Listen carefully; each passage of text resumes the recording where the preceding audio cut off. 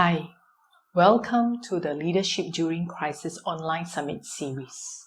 Thank you for taking your time to watch these episodes. Please remember to subscribe at our YouTube channel, follow us on LinkedIn and Facebook under Leadership During Crisis.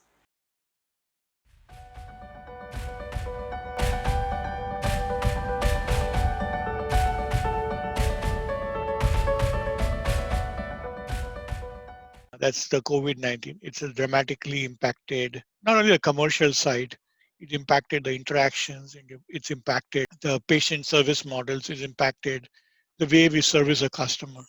It's a big impact to any industry across all the domains as of now. Yeah.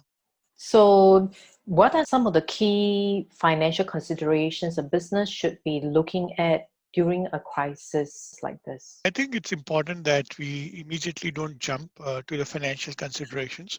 I think each business obviously has to have that paramount. But before we even come to the financial consideration, we need to keep a few areas. For example, the safety of our employees is of more importance than coming to the financial safety. The second importance are our customers getting the products in spite of all the issues that they have to grapple with. I think it's important for us to ensure that the customers are getting our products, are getting the education that they need to be able to use our products in a seamless manner. So I think this would be probably more important than financial considerations. But I would just say that should be the first consideration. And then when you come to the financial consideration, obviously we need to look at it from across the value chain, starting with the supply chain. What are the issues as it relates to supply chain, whether it's manufacturing, whether it's transportation, whether it's increased cost due to sourcing. I think at this point of time, more than any ever before, you look at liquidity. So whether your customers are able to pay you on time, since we deal a lot with the government hospitals, whether the government hospitals are facing any crunches in cash because they are diverting a lot of their resources to fight this issue. So what are the issues that we face from a payment and cash flow issues? And last but not the least would be the issue relating to the overall profitability, whether there are things that we need to start doing differently. I was listening to a video from the Marriott CEO. He was basically communicating how the hotel industry has gone down by between 75 to 96%, and they're closing floors, they're closing spending, etc. And we'll have to start thinking about that. But as I said, for a medical device company, first with the employees and customers, and then would come the other things. So, from your perspective, if let's say someone who's not really from the medical device industry, especially the SMEs, how can one up their ability to manage their cash flow in such critical times if they don't have a strong financial backing from the head office? I think just to monitor and ensure that we understand, because cash flow, it doesn't come as a first issue. Many of us, when we look at the business, we probably look at the top line and the P&L. So cash is important, doesn't jump immediately as the number one indicator. I think in times of these uncertainties, it's very important that we try and bring cash flow as the first thing we should look at.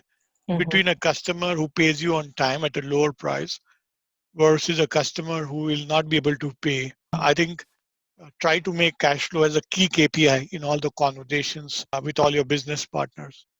Try to ensure that who we supply to have the ability to pay you back. Whether we like it or not, Janet, many of our suppliers or distributors may go out of business. I think the issue is so deep that we'll come to know in the next 3 to 4 months that many of our partners will go out of business. And I think when they go out of business, it's important for us to understand we also have a risk because we have not only business dealings, but we also lose cash immediately.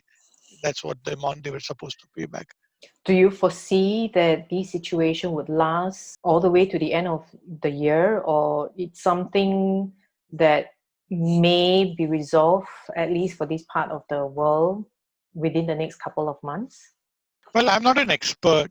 Obviously, you kind of get a lot of opinions. But even if I were to say, Janet, very realistically, even if today, let's say in Asia Pac, the disease has been cured or eliminated, it will take us 6 more months to get back to normal. So we just need to keep in mind that just because things are done because business models have changed, customers have moved on, many other things have happened. It may not just be possible to come back to the near normal next day. You look at one example, I think all airlines around the world have basically closed down. There's not even a single flight Yeah. operating. I think for them to come back to normal will take 3 years, 5 years, I don't know. Mm. Because you can imagine that even tomorrow we start, many of the people will just think it's safe to fly, whether I need to fly, whether I can do it as we are talking. You don't need to come and see me, or I don't need to come and see you, whether this is a better option. So the business models will change. Things that were done earlier may not be the things that will be done in the future. So again, if I look at my industry, we're now doing digital education. We're trying to supply through e-commerce websites. You do digital training. You do Zoom meetings. You do Zoom web conferences. You do Zoom education to the patient. So whether this will stick on, I don't know. But I do think some of it will, and it may be the new norm. So when you say, will you come back to the normal? I would say it all depends. There may be things that will never come back to how we were doing business before COVID-19.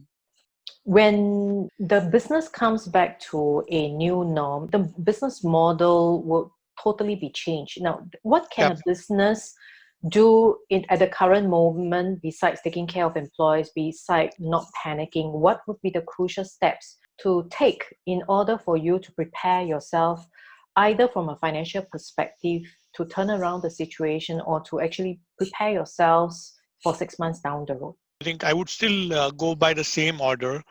First is obviously ensuring that we are not risking any of the things that I mentioned: Mm-hmm. employees, customers, and then come to the financial profitability. As you look at what can we prepare now, I think one of the areas that we want to focus on is, are we using this time not only to do the business in a normal course to the extent possible, obviously through e-commerce, but can we use this time more as a time that we can sharpen our skills ourselves? So can we, train our employees through web meetings? Can we explore what are the issues, and have forums or discussion panels, which we probably don't do it when everybody is kind of rushing. I think on the financial side, what we need to absolutely do is ensure that you're looking at everything minutely. Anything that doesn't impact customer, that doesn't impact an employee to the extent possible. Well, we have not really actually come to the end of COVID-19 because it's really right at the beginning only, but crisis Yeah. has happened all these while. So can you share maybe some of your experiences where you had overcome a crisis? What were the lessons that you learned, and how do we crisis proof ourselves, for example? I think both commercially and personally. I think the learnings is also personally, correct. There's a lot of personal learnings also. Resilience is one of the important things that you have to have yourself, and you also need to inculcate that in your function, department, or company to a great extent. So I think having that feeling of resilience, that we will bounce back, and we will do whatever is required to ensure that we just don't give up and are ready to bounce back when things get better. So that would be my first insight, saying that, are we resilient enough, or are we so pessimistic that things will never improve, and we are ready to pack our bags and go home. I think that also, is a similar feature, Janet, when we ourselves encounter some personal failure. Mm. Is it the end of the road, or can we get back? I think the second is creating that ray of hope, engaging with your employees, training them, retraining them, reskilling them, that this is not the end of the road. We do believe this crisis will tide over, and we expect you to be much better than what you were pre the crisis, okay? Because the challenges will be new and resources will be fewer than what you had just because things have changed. And I think that's where a leader can play an enormous role to, motivate the team at this juncture than ever before, that we have a bigger battle to fight. The tools have changed, the equipments have changed, but the battle probably is much bigger than we ever had. You need to rally them, saying that this is what we'll absolutely do. There is nothing that stops us from doing it.